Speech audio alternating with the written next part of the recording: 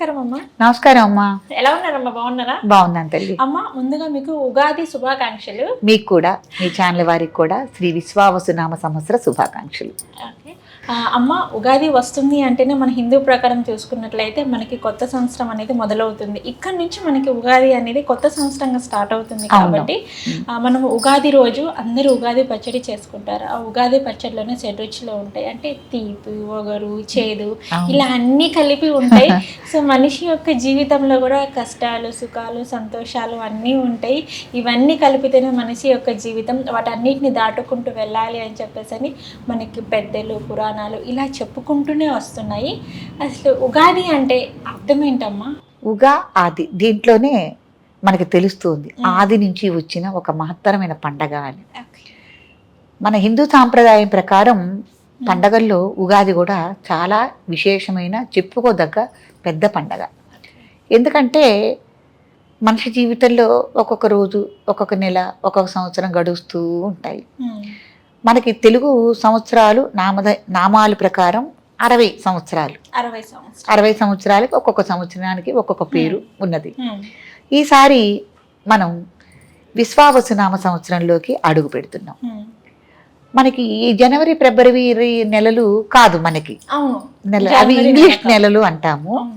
మనకల్లా చైత్రం, వైశాఖం, జ్యేష్ఠ, ఆషాఢ ఇవి మనకి మన సాంప్రదాయం ప్రకారం ఇవే మనకి నెలలు, లెక్కించుకోవటానికి నెలలు ఇవే. కాబట్టి ఇది చైత్రమాసం అనేది మనకి మొదటి నెల, సంవత్సరానికి మొట్టమొదటి నెల అన్నమాట. చైత్రశుద్ధ పగుల పాడ్యం నుంచి మనకి ఈ సంవత్సరం అనేది ప్రారంభమవుతుంది. ఈ రోజునే మనం ఉగాది పండగని మనం చేసుకోవటం అనేది జరుగుతుంది.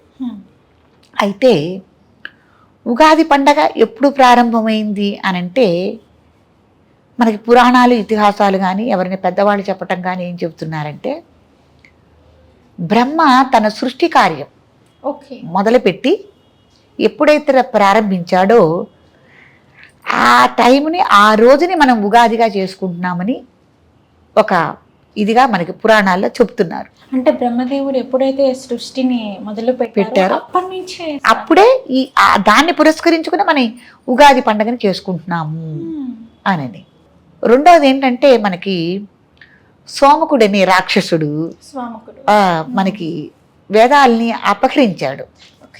అపహరించినప్పుడు తను సముద్రంలోకి తీసుకెళ్ళిపోతే అందరూ శ్రీ మహావిష్ణువుకి వెళ్ళి విన్నవించుకున్నారు.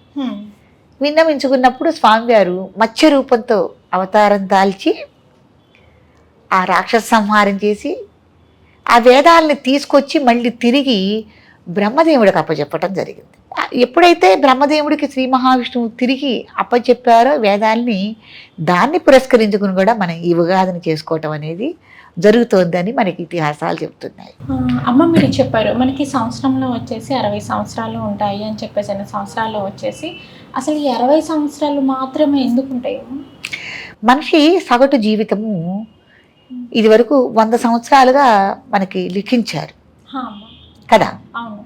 అది తగ్గుతూ సగటుగా 60 ఏళ్ళకి దాన్ని మినిమంగా ఎన్ని ఏళ్ళైనా బతకాలి, 60 సంవత్సరాలు బతకాలి అని. అందుకే 60 ఏళ్ళు పూర్తి చేసిన తర్వాత ఏ దంపతులకైనా కూడా షష్ఠి పూర్తి లాంటివి చేస్తూ ఉంటారు. అందుకే ఇవి 60 ఆ మనిషి జీవితంలో కూడా 60 అన్నమాట. కాబట్టి ఇంత విశేషం ఉంది. అమ్మ, ఇప్పుడు మనకు వచ్చే ఈ కొత్త సంవత్సరం వచ్చేసి ఇది విశ్వావసునామ సంవత్సరం కాబట్టి ఇది ఎన్నో సంవత్సరం అమ్మ? ఇది 33 అట్టుంది అమ్మ. ఇది ఉగాది అనేది కూడా అంటే మన ప్రభావ విభవ దగ్గర నుంచి లెక్కేసుకుంటే, మీరు ఇందాక అడిగిన ప్రశ్నకి పోయిన సంవత్సరం 32, ఈ సంవత్సరం 33వ సంవత్సరం అనుకుంటున్నాను. 33వ సంవత్సరమే. షేర్ చేయండి, లైక్ చేయండి, సబ్స్క్రైబ్ చేయండి. మరిన్ని వీడియోల కోసం బెల్ సింబల్ పై క్లిక్ చేయండి.